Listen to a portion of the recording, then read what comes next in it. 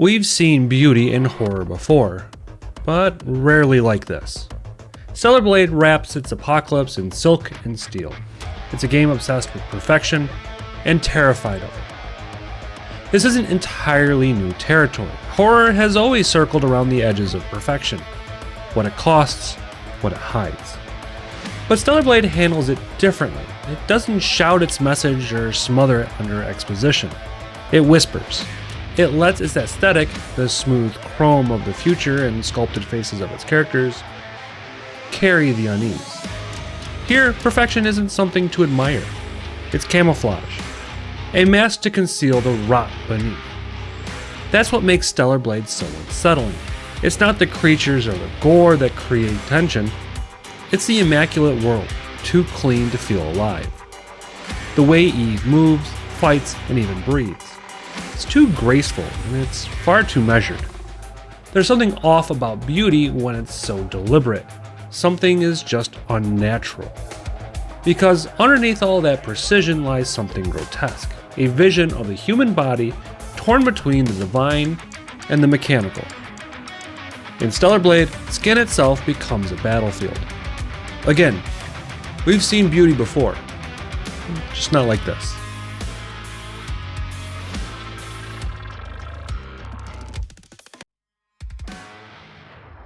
When I say rarely like, I mean that Stellar Blade dares to explore a kind of horror we don't often see.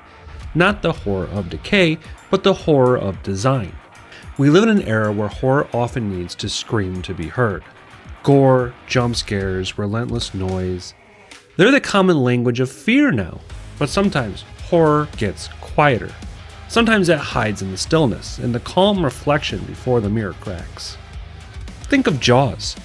A film rated PG-13 that still terrified entire generations. You rarely see the shark, and yet the dread seeps into every shadow of the water. Stellar Blade works in that same register. It doesn't need to mutilate to horrify. It shows us something flawless, and lets that unease bloom naturally. Perfection in Stellar Blade is sterile. It's divine to the point of alienation. The world of Mother's Fear is clean, luminous, and empty. A cathedral built for machines rather than souls.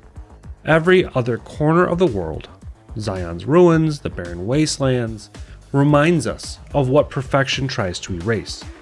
Dirt, entropy, and life. And then there's Eve. From the start, she's designed to be almost unreal. Her movements precise, her body immaculate. She's the fantasy of controlled, engineered without flaw. Every strand of hair, every smooth curve, every polished strike of her blade feels too deliberate. She's not born, she's sculpted. The horror isn't that she looks too perfect, it's that she feels wrong because of it, because perfection doesn't feel human, it feels imposed, controlled. When we look at her enemies, the Natiba, we realize they're mirrors. Different shapes born from the same impulse, the need to transcend what humanity once was. The Natiba are grotesque, twisted, and alien, but they come from the same desire as Eve's design. Both are humanity's attempt to evolve and push past perfection. Every curve of Eve's armor and sinew of the Natiba exist in the same spectrum. One end polished, the other corrupted. Two forms on the same dream. To become something beyond human. The irony is that both lose what made them human in the process. That's what makes Eve's perfection so frightening. It's not that she's monstrous, it's that she's too pure, too serene. She moves like something beyond emotion, beyond doubt, a messiah built in chrome. It's the same haunting energy that defines Major Motoko Kurosagi from Ghost in the Shell. There's a moment in that film, it's a simple reflection scene, where Kurosagi floats beneath the water, his synthetic skin catching the light like glass. It's beautiful, but also wrong. It's beauty so flawless that it bends towards the uncanny.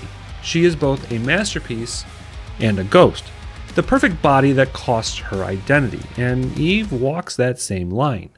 A savior sculpted from humanity's need to control what she fears. She feels real only because we've been conditioned to accept perfection as beauty. but the longer you stare, the more alien she becomes. That's the quiet horror of Stellar Blade. No blood, no screams. Just the still, suffocating perfection that reminds us how close we are to losing our humanity. There's something sacred about the human body, not in the religious sense, but in how we treat it when we begin to alter it.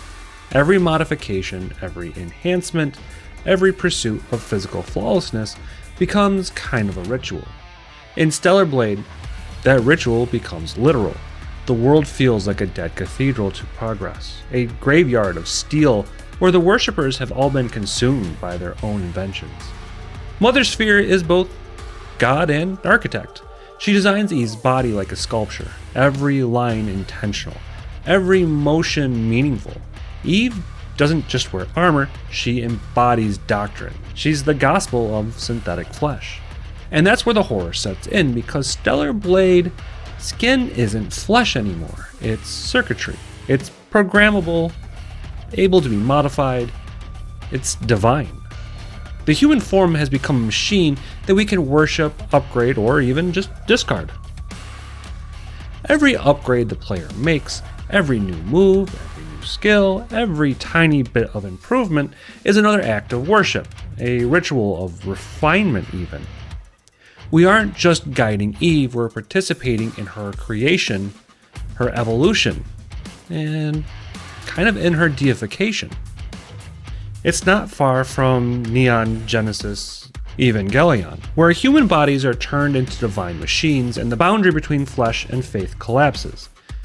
The Evangelions were living, breathing monsters hidden underneath armor, just as Eve is an instrument wearing humanity like clothing. In both stories, divinity becomes indistinguishable from desecration.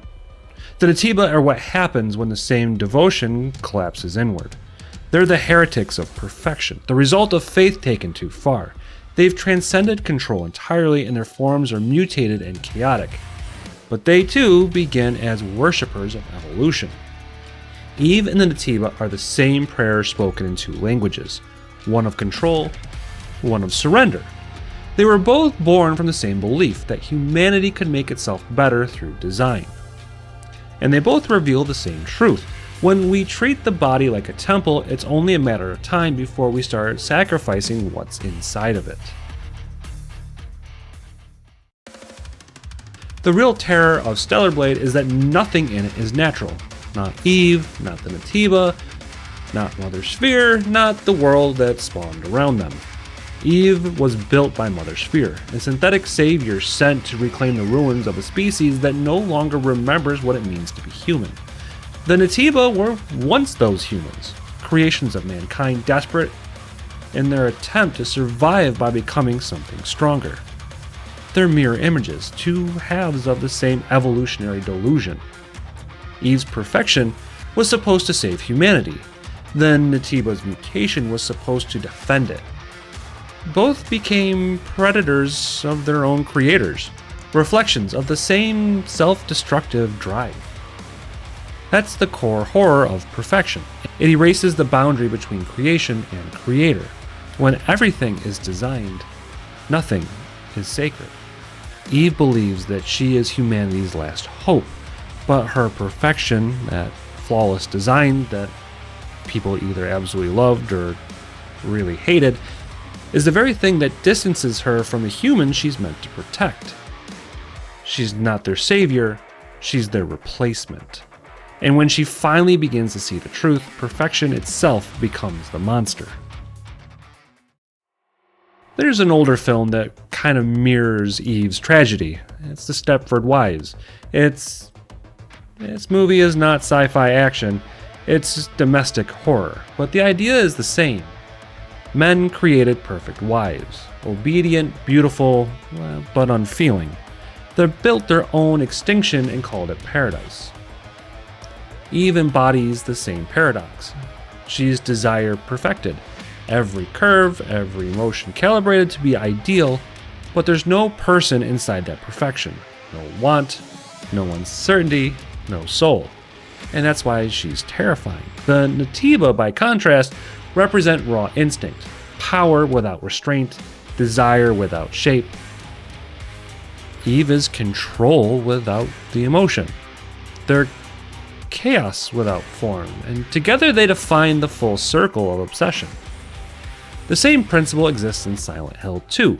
Maria was born from James Sunderland's longing, his fantasy made flesh. She wasn't real. She was what he wanted to see, and that's what Eve is too, humanity's self-image, perfection to the point of erasure. It's beauty as extinction. The horror of Stellar Blade isn't in its monsters. It's in its reflection. It's not the decay that frightens us, but the immaculate, unfeeling bodies we call progress. Eve isn't fighting monsters. She's fighting what perfection does when it's left unchecked. The apocalypse in Stellar Blade isn't ugly. It's beautiful. It's flawless. It's divine. And that's the point. The end of humanity won't come wrapped in blood and screams. It'll come wrapped in silk and chrome. Skin, metal, sin.